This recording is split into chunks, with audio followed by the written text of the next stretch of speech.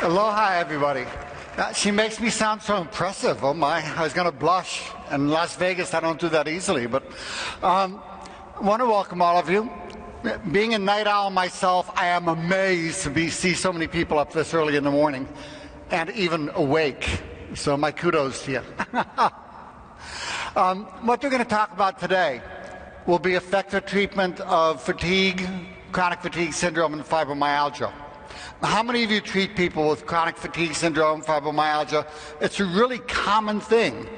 You find that people come, they've seen 8, 10 doctors, they've been told they're crazy, there's nothing wrong with you. It's the old medical thing. I don't know what's wrong with you, so you're crazy. How many times have you heard that from people? They're relieved just to get a diagnosis. It could be cancer, they'd be happy to hear, just something, so they can wrap their arms around it. So we're going to teach you, we're going to go over today what's going on, what's causing it, and how to make it go away. Now, I like to use a mix of both natural and prescription treatments, what I like to call comprehensive medicine. That was a term coined by Dr. Hugh Reardon, a brilliant physician who passed on a little while back. And when you use a combination of both, you'll find that over 85% of people will feel better. Now, it may get a bit tricky. Sometimes you find, you go to 100 lectures and you're going to hear 100 different things causing the disease and how to treat it. So one of my main focuses today will be to organize all of that for you. Is it toxins? Is it nutrition? Is it, there's 100 different things. So we're going to put all that together today. So when you go back into your office, day one, you're going to be able to get these people better. So let's take a look at some of the numbers. This is very common.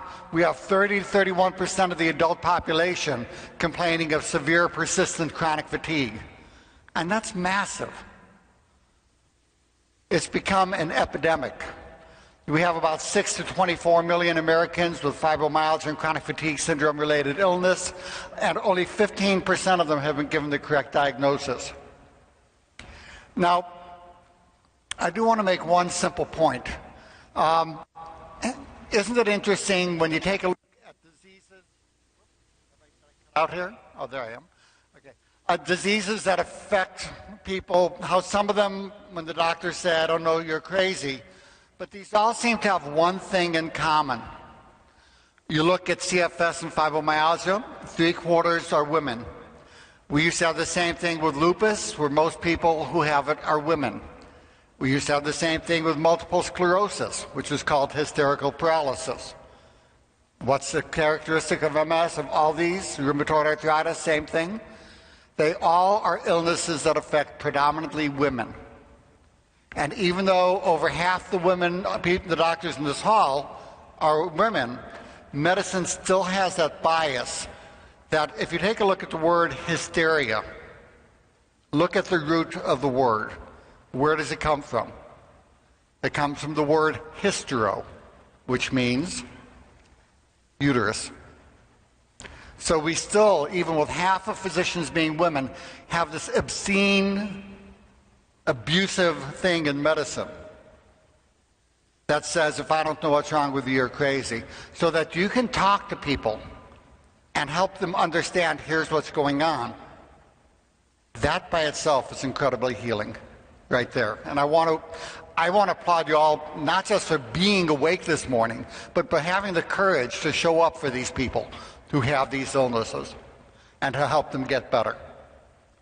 So let's take a look at using comprehensive medicine, how to approach this illness.